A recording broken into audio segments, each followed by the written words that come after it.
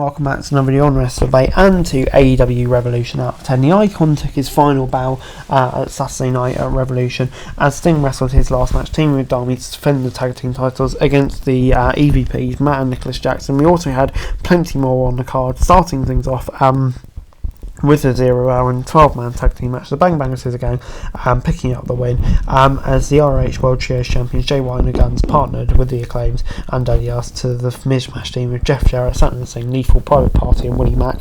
A messy match benefits from a hot crowd, but not enough to elevate its overall quality. There's plenty of action, sometimes disjointed, that concluded with the Switchblade levelling Mac with a blade burner for the win. For a match thrown on the card, Moses to get everyone on the show, it's fine. When you take into account White was wasting away this spot on the card, though, it only makes the meaningless of the match stand out. He's a guy who arrived in the company with so much momentum, and just since challenging for the world title, it's kind of fallen off. A post-match pre-raid teased something big for big business, which obviously where we're going to see Monet, but I thought, yeah, on the whole, pretty decent.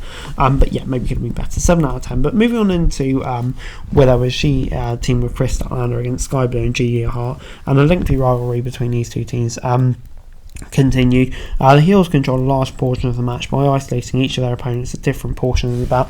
Late, though, Statlander and Nightingale's power advantage proved to be a difference. After Nightingale broke up a pin on Hart and Statlander proceeded by a picture-perfect moonsault, the both faces mounted the comeback that concluded with a big powerbomb from Nightingale to Hart for the victory. A good match, but that was a bit messy at times and still did a better job of telling a cohesive story than the opener and highlighted the four competitors very well. So yeah, on the whole, I'll go to 6 out of 10. But moving on into Daniel Garcia against Christian Cage. The first match of the main card, and Cage predictably retained. The in-ring psychology of Cage was on full display as he manipulated his way through the match and proceeded to work over the challenger. At one point, a massive kill switch interfered on behalf of the champion, cutting off a comeback by Garcia, only for revenge-minded Daddy Magic Matt Menard to hit him in the ring and fight the masked heavyweight off. With no one accounted for as Nick Wayne's presence at ringside, 19-year-old rocked Garcia, allowing Cage to deliver the unprettier for the win. Quality and sensible in-ring contact, another highlight reel performance from Garcia and smart booking that protected the challenger in defeat. So yeah, when it was obvious the heels were going to retain. So yeah, big thumbs up to start the show, 7 out of 10. Moving on into the Continental Crown match and Eddie Kingston taking on Bryan Danielson for the second consecutive pay-per-view. They tore the house down with an intensely physical and personal war with Tish, and Kingston retaining the title, overcoming an injured right hand damaged during a missed chop that shut the run post, and an extremely focused Danielson to earn another quality victory. The story here was Kingston's grit and resiliency and the mounting frustration it caused Danielson. Both competitors threw everything they had at each other before the champion uncorked a left-handed comeback that rocked Danielson, a lariat that countered a psycho knee, and a powerbomb that ended the American Dragons Championship chase. It was a fantastic match with a great story and performance from Kingston that all young wrestlers should study. He sold the right hand now really well, and includes throughout the match, and even after insisting Danielson raise the left one after the heel, finally showed him respect with the handshake. So yeah, this was brilliant. An early contenders for match of the year, 8 out of 10. Before it's time for the scramble match, Jericho, Hobbs, Archer, Wardlow, Martin, Hook, Cage and Magnus battled it out. Obviously, injuries, forced cancellation, Meat Madness, but I think this was a good replacement. No, on the heels, a bombshell promo. Wardlow channeled his sudden momentum into a half-war victory, obliterating Martin for the powerbomb victory. This match was essentially a collection of spots and consequences with no connective thread to speak of. It's not necessarily a bad thing for a pay-per-view, but it just kind of felt like a bit rushed and stick together. Still, the crowd struggled to invest in it in a way they did some other matches. Wardlow winning there was definitely the right call, and hopefully with that promo he can really gain some momentum here and now. So yeah, I'll give it a chance and give it a 7 out of 10. Before it's time for the International Championship match, Orange Cassidy taking on Roderick Strong. Cassidy has spent the last year and a half overcoming injury, improving his toughness against all challengers, and he simply had no fight in him here. Hampered by a back injury that threatened his competition clearance, he found himself on the defensive nearly from the get-go as he defended his title against Roddy. Strong, known as the Messiah the backbreaker, expertly pecked his opponent apart, leaving him incapable of delivering his signature move and stringing together a consistent offensive. The challenger ultimately caught Cassidy with a knee strike and delivered the end of Heartache for the win. After the match, Kyle O'Reilly made his first appearance in well over a year, hugging the new champion, and turned down an offer to join the Undisputed Kingdom, instead whispering something away with his friend and walking away. The match was good, as one would expect, given the talent involved. Kudos to Cassidy for consistently selling everything surrounding his back, and to Strong for being relentless and intact. The O'Reilly drama was interesting and should create sufficient drama for the Undisputed Kingdom, maybe even heat it back up, and it'd be interesting to see what he does. But yeah, a welcome return after so long, and yeah, definitely intrigued to see what's next. So 7 out of 10 from me, good stuff.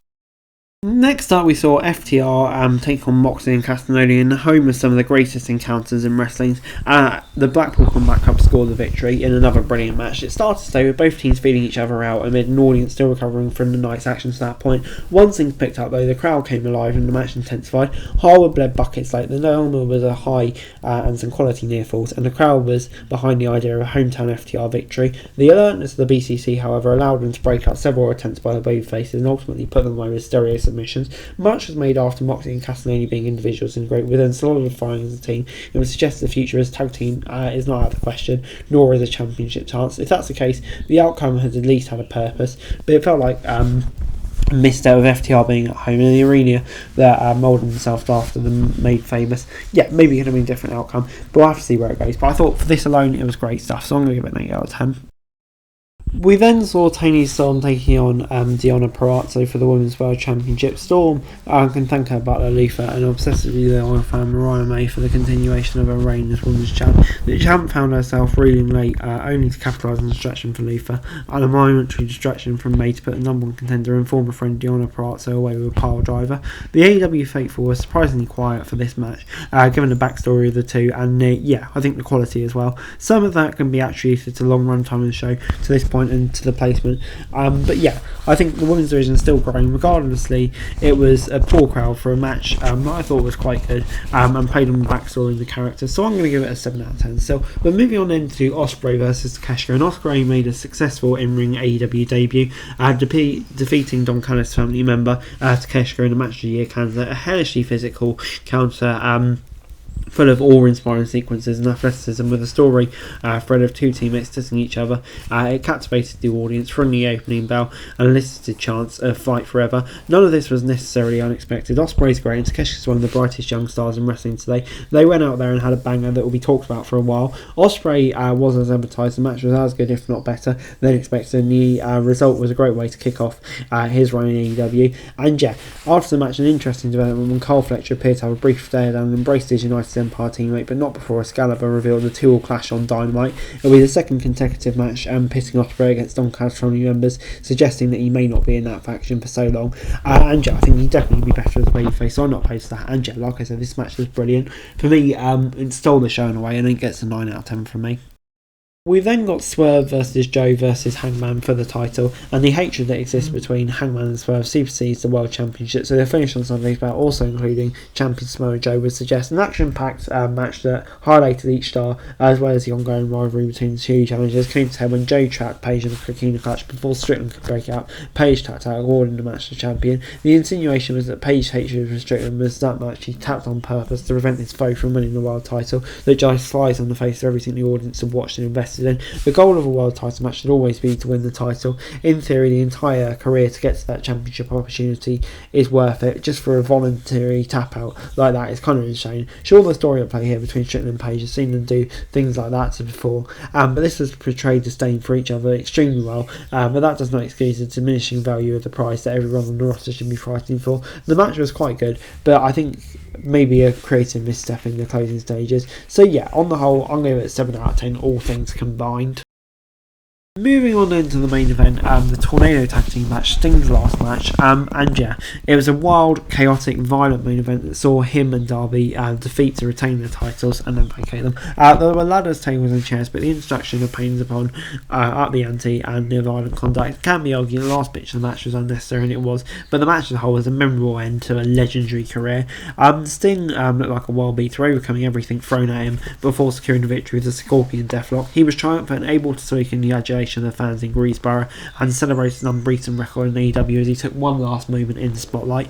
It was an outburst to one of the most selfless megastars in wrestling that took the opportunity after the match to thank the fans and to close out the broadcast, which cut off mid-speech due to timing constraints. Another issue was the time, but for Sting's final match, it was an unforgettable moment that delivered in spades, and I think really fitting for the legendary career that Sting has had. So to close off Revolution, I'm going to give it a 9 out of 10, and overall AEW Revolution gets an 8 out of 10 for me.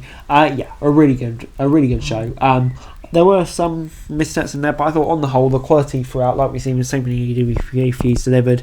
Some brilliant matches. The main event, Ospreay, Kingston v Danielson, just on the whole, high quality in ring action, and I think Under the Night really delivered. Guys, that's it for this video. Thanks very much for watching. Remember to like, share, subscribe, follow us on our socials, link in the description below for daily wrestling news, meme and content. Subscribe to our other channels on screen right now, that'd be greatly appreciated. Thanks very much for watching. Peace out.